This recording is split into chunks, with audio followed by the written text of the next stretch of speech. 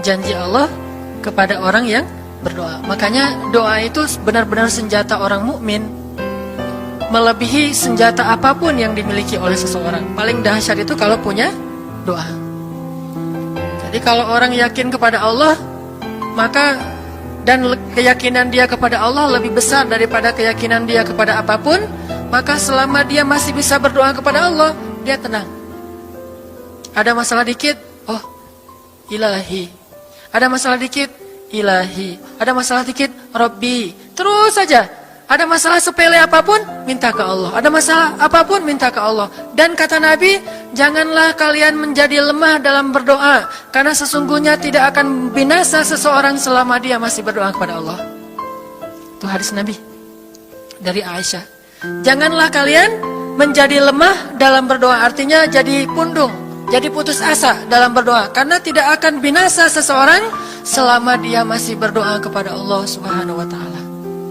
Jadi kalau kita masih terus mengharap dan meminta kepada Allah, kita nggak akan binasa, kita nggak akan kalah, kita nggak akan rugi. Dan kata para ulama, segala sesuatu di dunia ini akan pergi dan tidak kembali. Ini clue penting nih, bisa dicatat.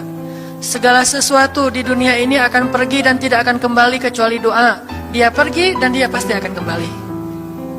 Segala sesuatu kalau udah pergi di dunia ini nggak akan kembali lagi. Kalau pergi di sini maksudnya pergi kepada Allah. Tapi kalau doa pergi ke Allah, dia pasti akan balik lagi kepada yang meminta. Satu-satunya yang pergi ke Allah dan kembali di dunia ini hanyalah doa. Makanya ayat ini kalau kita kasih judul adalah janji Allah kepada hambanya yang berdoa. Allah berjanji, apa kata Allah? Inni qaribun. Aku itu dekat. Maksudnya gak mungkin aku gak dengar doa kalian. Begitu kita berdoa, kita pikir, Allah dengar gak ya? Jangan-jangan kok doa saya belum diijabah, kayaknya Allah gak dengar yang kemarin, saya harus keraskan lagi suara saya. Enggak, inni qarib. Arti inni qarib, aku itu dengar banget apa yang kamu ucapkan. Gak usah diucapkan, di dalam hati aja Allah udah dengar. Siapa yang pernah berdoa di dalam hati terus langsung Allah ijabah? Rasulullah. Coba teman-teman buka awal juz kedua. Ayat surat Al-Baqarah ayat 144. Itu gara-gara Nabi ada harapan di dalam hati tapi gak berani ngomong gitu ke Allah. Cuma dipendam di dalam hati doang. Tapi langsung diijabah oleh Allah. Ayat surat Al-Baqarah ayat 144.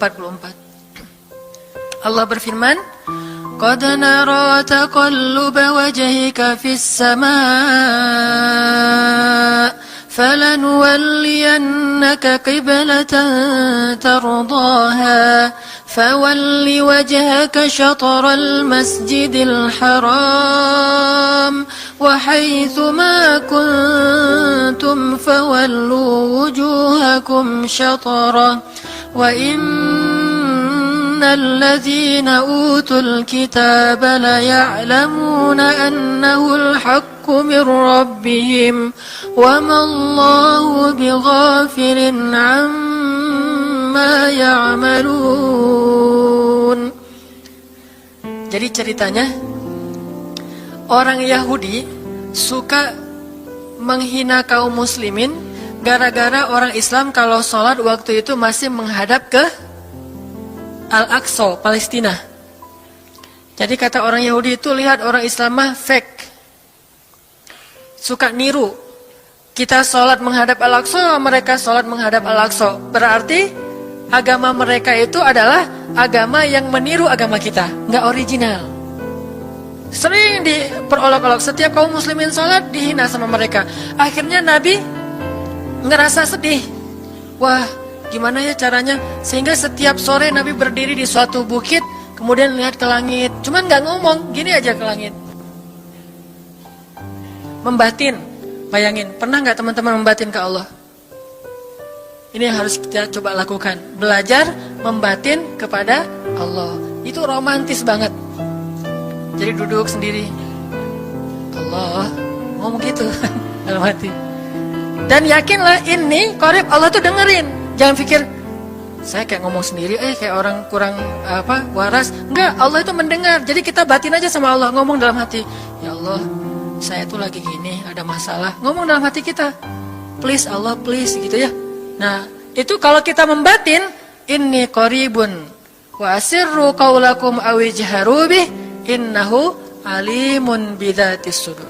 Jadi Nabi nggak enak mau ngomong, ya Allah, tolong dong pindahin kiblat dari Masjidil Aqsa ke Masjidil Haram. Soalnya daripada dikata-katain melulu sama orang Yahudi, mau ngomong kayak gitu tuh nggak enak sama Allah. Malu Rasul ke Allah. Masa kiblat aja minta dipindahin. Akhirnya Nabi cuma ngelihat ke langit aja tiap hari. Udah selesai, pulang. Besok lihat lagi ke langit. Turunlah ayat ini. Sesungguhnya kami telah melihat bagaimana kamu selalu menengadahkan wajahmu ke langit. Maka kami palingkan kiblat ke arah yang kamu sukai. Coba lihat. Turun wahyu untuk merespon doa Nabi yang bahkan belum diverbalkan. Belum diucapkan dengan kata-kata, tapi Allah udah ngerespon. Gimana caranya biar kita bisa kayak gitu? Lihat seorang cewek cantik, kayaknya kerudungnya soleha gitu ya. Kuliahnya di UIN misalnya. Atau di pesantren mana gitu. Ternyata pas kita tanya-tanya ke teman-teman kita, oh dia tuh lagi belajar Al-Quran di masjid. Sekarang lagi hijrah banget.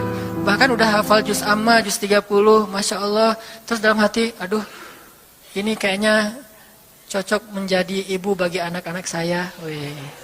Tapi dalam hati kan gak berani ngomong nih.